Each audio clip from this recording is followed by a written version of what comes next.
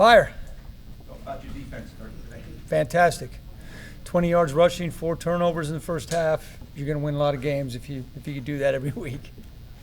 Kirk, were you concerned at all about the rust? Because it didn't look like your team was rusty at all to start this game. Well, of course.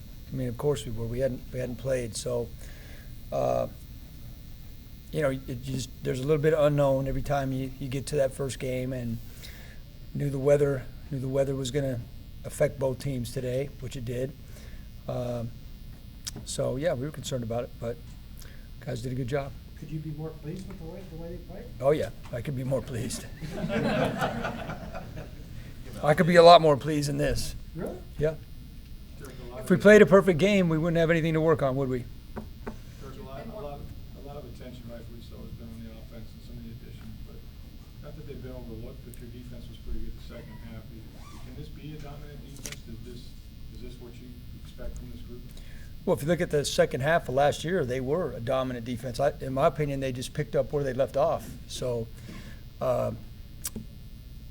yeah, it wasn't really that surprising to me because we see them every day in practice. And I thought we did an awesome job. Smitty and his staff had a great game plan.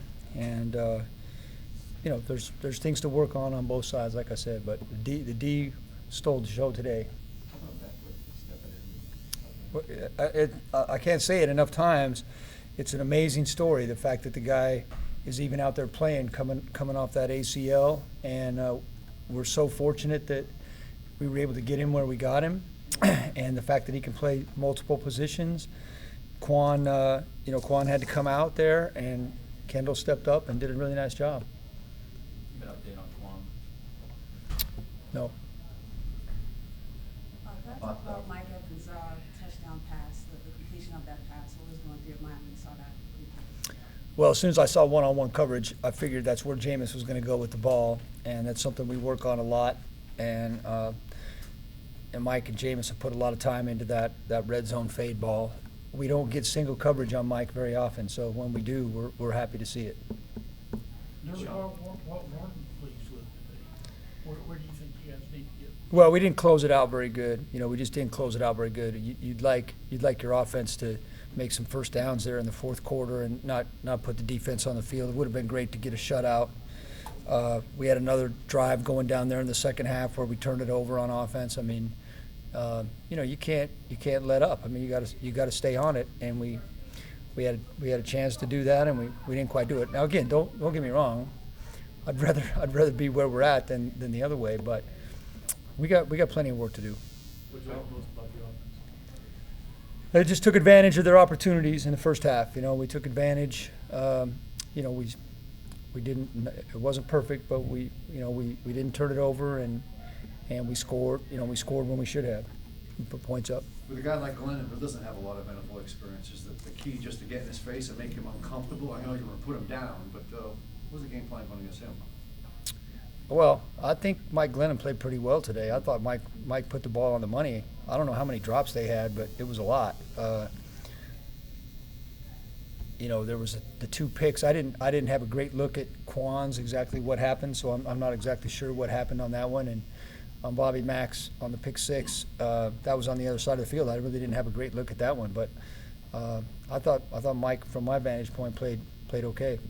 3 points in the second half. Why do you think that was all? Why was that all? Yeah, whatever I say is an excuse. So I don't know. I don't know why. Your team had a lot of opportunities to make excuses for themselves this week, given all the circumstances. Their heads probably were spinning. I mean, how does that make you feel as a head coach to see them step up the way they did? Oh, it's great. We got an awesome group of guys. We got the right guys over there. We have really good leadership, and proud of the way the guys handled that part. Kirk, there are a lot of expectations of this team coming into the season. How nice is it for these guys to at least come out in a game like this and give what would look to be a dominating performance? Well, we'll take a win any way we can get it, and they're hard to come by in the NFL.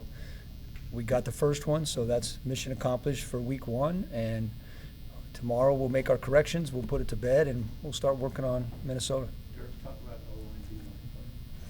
Yeah, again, you guys are asking me to stuff. You guys got better seats than I do. I mean, you guys got a lot better seats in the game than I do. So I'll know a lot more when we talk tomorrow, after I get a chance to look at the tape. But I don't know. I mean, I don't really know right now. Aside from Quan, you think it came out virtually okay? I think so. Yeah, I think we're pretty healthy, but I don't. You know, many times stuff doesn't show up till later.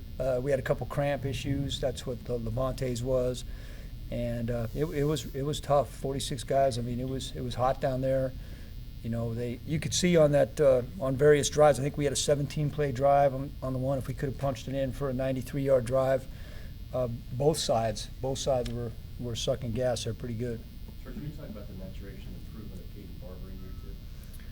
Peyton, as we said, is one of our most improved players. I mean, we trust Peyton to do anything we put him in there to do. It just didn't seem, just the way the game fell with the turnovers and everything, just didn't seem like we had the ball very much in the first half. It was great. It was great that when we did get it, we wanted to get him in there earlier, and it just seemed like we really didn't get a chance. I thought Peyton did fine when he got in there. I thought he got a little bit tired. So that's something we all have to work on, is our conditioning a little bit. Coach, T.J. Ward made a really nice play right there on Cohen. How excited are you to have him, like, full complement of being? Well, we went from not being deep at safety to being really deep at safety. And, yeah, it was sort of ironic that the first or second play TJ was in there. That was a flash play when he hit that toss sweep. TJ's going to help our football team. We got Chris and Keith that we think are doing a really nice job as the starters, and we got Justin Evans who's coming up through the ranks. So safety's become a strength for us now. Had a couple shot plays, just kind of missed them on a couple. Yeah, I mean the one that Jameis tried to throw to Deshaun, he had to step up and then step up once and then move to his right. He just didn't have a chance to get his feet under him. And the one to Chuck, he just overthrew it. So they played a little bit deeper with their safeties than we thought, and I think their game plan was to make us go the long route and bend but don't break as much. They didn't pressure us very much today. So every game takes on its own personality, and even though we plan it, we think we might know how it's going to go. We really don't. I mean, we just didn't expect it to go how it went, to get 4 turnovers in the first half, but that's how it went. So, we did what we needed to do. Dirk, can you already see maybe a Deshaun Jackson effect in terms of coverages on Mike Evans?